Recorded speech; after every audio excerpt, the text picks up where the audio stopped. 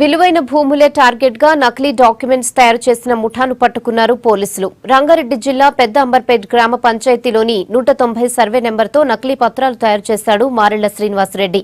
అతనితో పాటు మరో 50 మంది వరకు నకిలీ డాక్యుమెంట్లు తయారు చేశారు. 2006 నుంచి శ్రీనివాసరెడ్డిపై నాచారం, హైదరాబాద్, ఎల్బీ నగర్ తో పాటు మరో 17 ప్రాంతాల్లో కేసులున్నాయని చెప్పారు.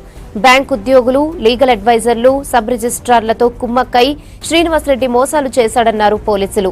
ఫేక్ ల్యాండ్ డాక్యుమెంట్స్ తో రుణాలు తీసుకుని మొత్తం 70 కోట్ల వరకు మోసం చేసినట్లు గుర్తించామన్నారు రాచకొండ సిపి మహేష్ భగవత్.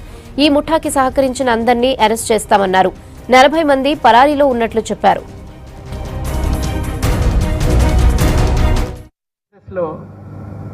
ఈ మారెళ్ల శ్రీనివాసరెడ్డి A1 అన్ని కేసెస్లో, ఈ అన్ని కేసెస్ దాదాపు పీటీలో ఉన్నాయి.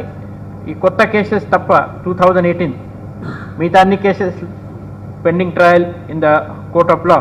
ఈయన ఎలా ఆపరేట్ చేస్తారు, తర్వాత దాంట్లో మళ్ళా కొన్ని బ్యాంక్ సంబంధి మేనేజర్స్ కావచ్చు, వాల్యుయేటర్స్ కావచ్చు, లాయర్స్ కావచ్చు, లీగల్ అడ్వైజర్ ఎవరు ఉంటారు బ్యాంక్కి, వాళ్ళ పాత్ర కూడా ఉంది ఆయనతో. తర్వాత సబ్ రిజిస్ట్రార్ ఆఫీస్లో కూడా కొంతమంది ఈయనతో కుమ్మకం అవుతున్నారు. సో మెయిన్లీ ఎక్కడ ల్యాండ్ ఉంది, ఎవరు పొజిషన్లో ఎవరు ఉన్నారు, వాళ్ళ పొజిషన్లో వాళ్ళు ఉంటున్నారు, వాళ్ళు బిల్డింగ్ కూడా కట్టుతున్నారు అక్కడ. అదే ల్యాండ్ని ఫోకస్ మళ్ళా వేరే వాళ్ళ పేరు మీద రిజిస్టర్ చేయించి ఆ ల్యాండ్ డాక్యుమెంట్ని కోలాటరల్గా బ్యాంక్కి ఇచ్చి బ్యాంక్ ద్వారా క్రోడ్స్ ఆఫ్ రూపీస్ లోన్గా ఆయన తీసుకుంటున్నారు.